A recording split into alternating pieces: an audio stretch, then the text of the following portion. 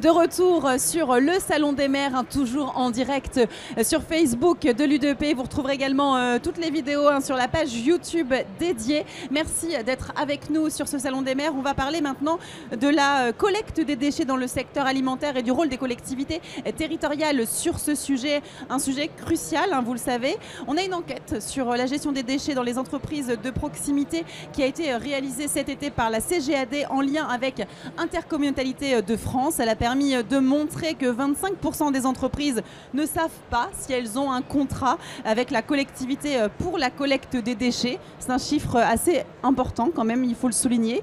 À noter cependant que plus de 3/4 des entreprises savent qu'il y a une obligation de tri des biodéchets depuis le 1er janvier 2024. On va traiter de ce sujet avec nos invités aujourd'hui. À nos côtés, Christelle Tessèdre, présidente Saveurs Commerce CGAD et primeur à Prayssac dans le Lot. Bonjour. Bonjour. Stéphane Martinez de retour avec nous aujourd'hui, président de la commission RSE du GHR. Rebonjour. Rebonjour. Également Odile Bégormer, vice-présidente du bassin de Pompée Intercommunalité de France. Bonjour. Bonjour. Eh bien, merci à tous les trois d'être autour de la table. Je vais commencer avec vous, Christelle Tessèdre. Que font les organisations professionnelles pour mieux faire prendre conscience de cette problématique et quelles sont toutes les difficultés rencontrées ? Alors, les organisations professionnelles, bien sûr, informent leurs adhérents de toutes les évolutions qui sont liées aux déchets, à leur tri de ces déchets. Mais une fois qu'ils sont informés, ils sont informés. Et après, sur le terrain, c'est autre chose.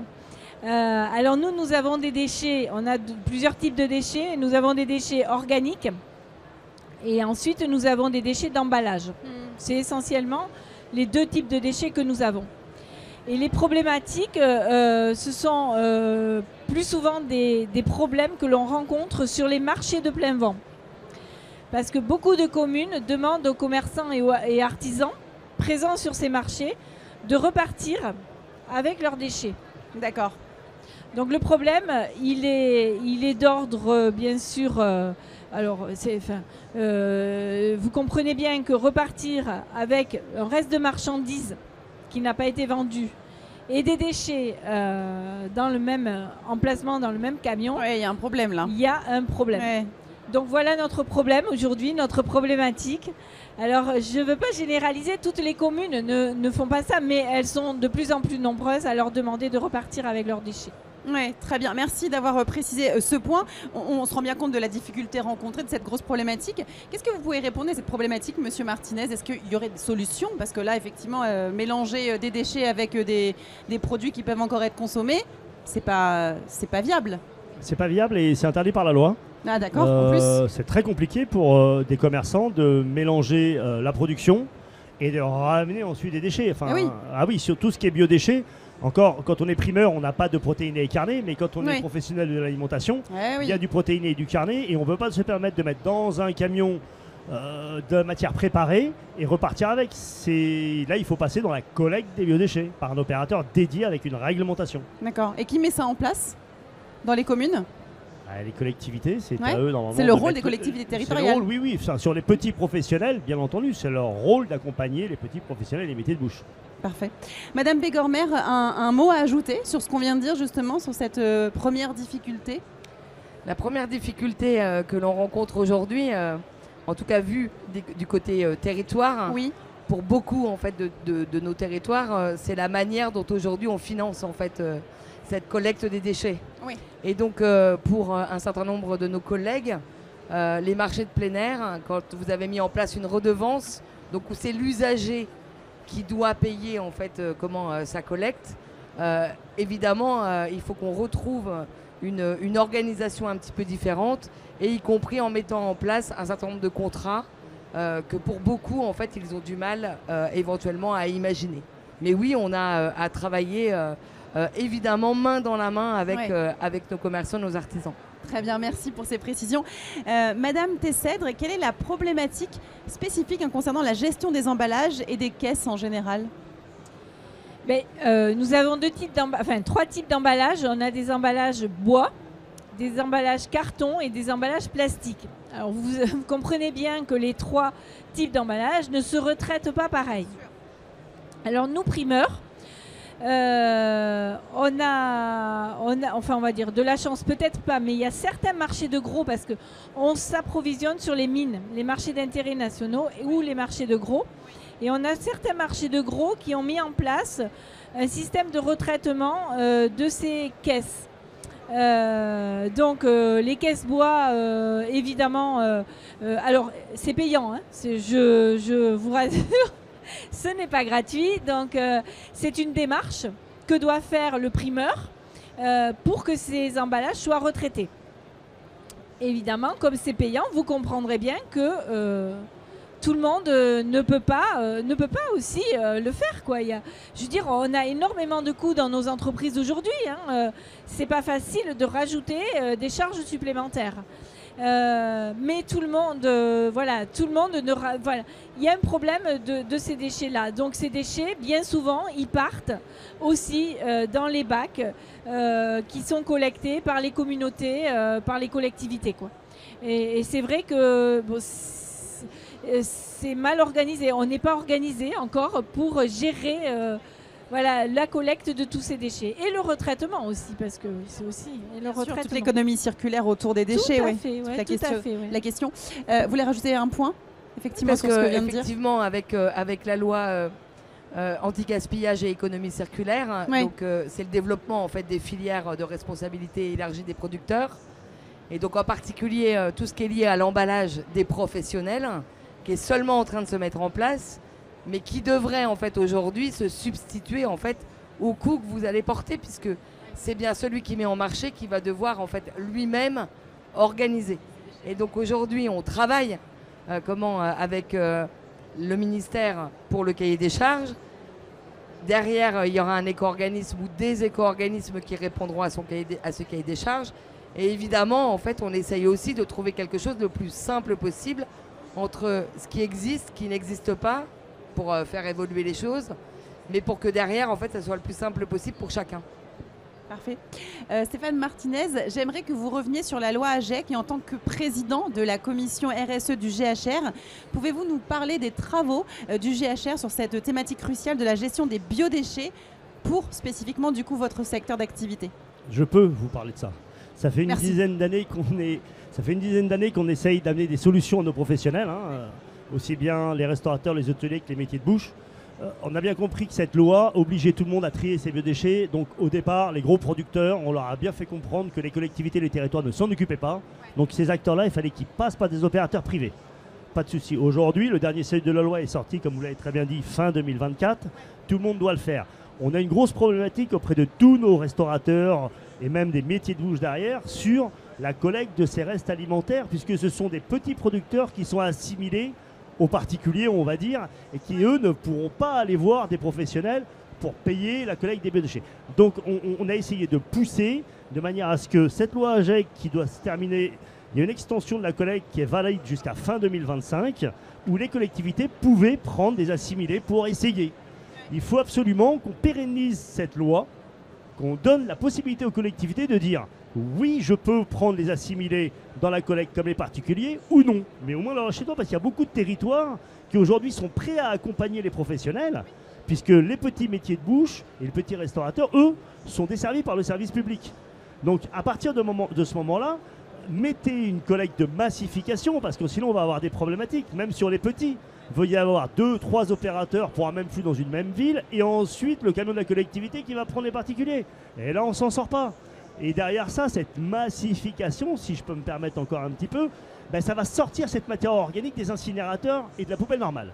Qui dit ça aussi, dit aussi que les collectivités auront moins de TGAP à payer, les syndicats de traitement. Donc je pense qu'il faut absolument pousser dans cette direction-là pour amener le service à ces métiers de bouche. Ils sont prêts, ils attendent qu'une seule chose, c'est qu'on leur mette à disposition la collecte.